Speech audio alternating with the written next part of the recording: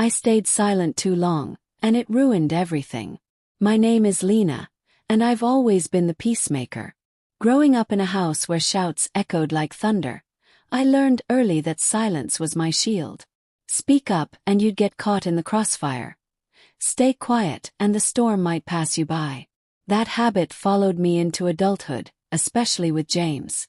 We met at a mutual friend's wedding 5 years ago, both 28 and tired of the dating scene. He was charming, with a quick wit and eyes that crinkled when he laughed. I fell for him fast, and he for me, or so I thought. Our relationship started with ease. James worked in sales, traveling often, while I managed a small bookstore downtown. We'd text throughout the day, sharing silly memes or plans for the weekend. On his returns, he'd sweep me into hugs that felt like home. But even then, small things nagged at me. He'd forget promises, like picking up groceries or calling when he said he would. I'd bite my tongue, telling myself it was no big deal. Conflict avoidance was my default. Why rock the boat over milk? As months turned to years, the silences grew heavier. James's job demands increased, or at least that's what he claimed. Late nights at the office became routine, his phone buzzing with urgent messages he wouldn't explain. I'd notice the way he'd angle his screen away from me, or how conversations about his day turned vague. Just work stuff, he'd say with a shrug. I'd nod, smile, and change the subject. Inside, doubt flickered like a candle in the wind, but voicing it felt like inviting chaos. What if he got defensive? What if it led to a fight? Better to stay silent, I reasoned. Love meant patience, right?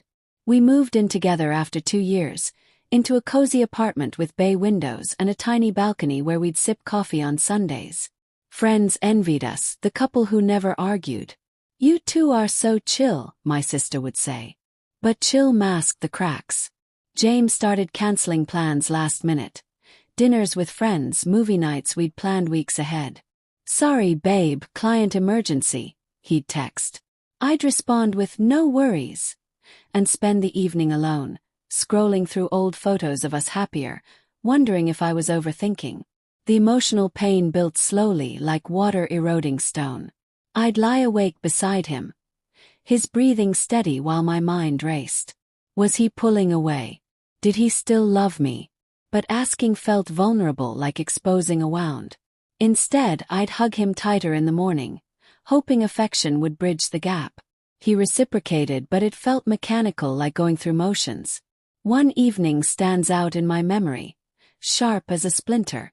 It was our 3rd anniversary. I'd planned a surprise. His favorite Italian takeout, candles, a playlist of our songs. He came home late, tie loosened, smelling faintly of beer. "Team happy hour," he explained casually. I swallowed the question bubbling up. "Why didn't you tell me? Why miss our night?" We ate in near silence, the pasta cooling as quickly as the mood.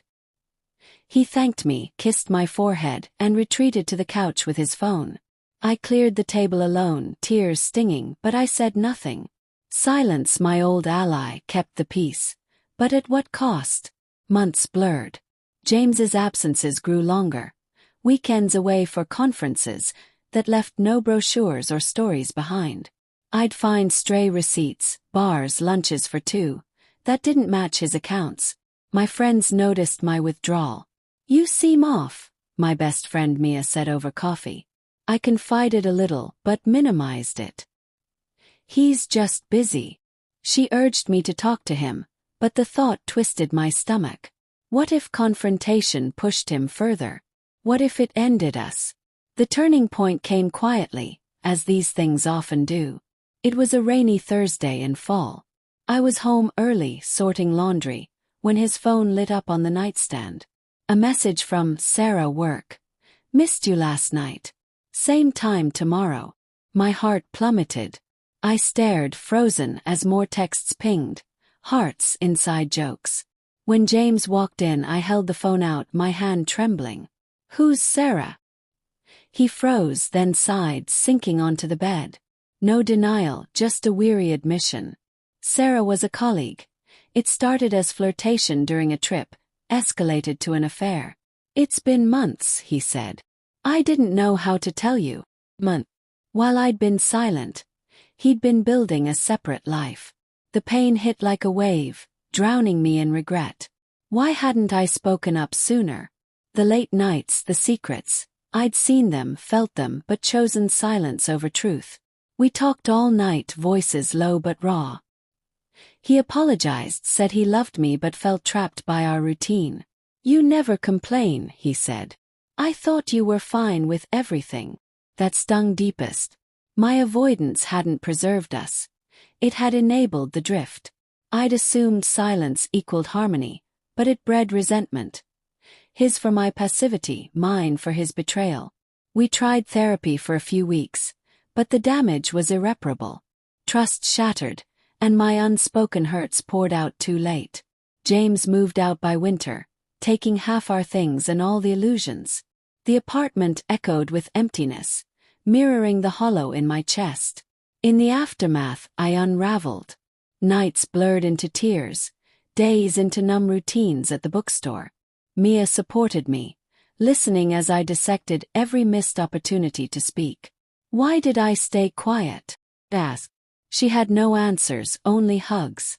Self-realization came gradually, through therapy and solitary walks. I saw how my childhood fears had shaped me, equating conflict with loss. But silence wasn't protection. It was isolation.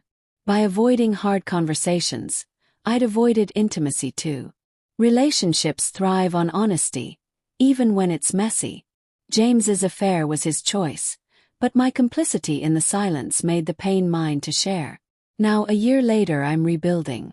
I've started dating again, cautiously, vowing to voice my needs from the start. Regret lingers, like a scar that aches in the rain, but it's a teacher. I regret the years lost to unspoken words, the love eroded by fear. Most of all, I regret not realizing sooner that silence doesn't save. It suffocates. If I could go back, I'd tell that younger me, speak up. Conflict isn't the enemy. Complacency is. In the end, staying silent ruined everything, but facing that truth set me free.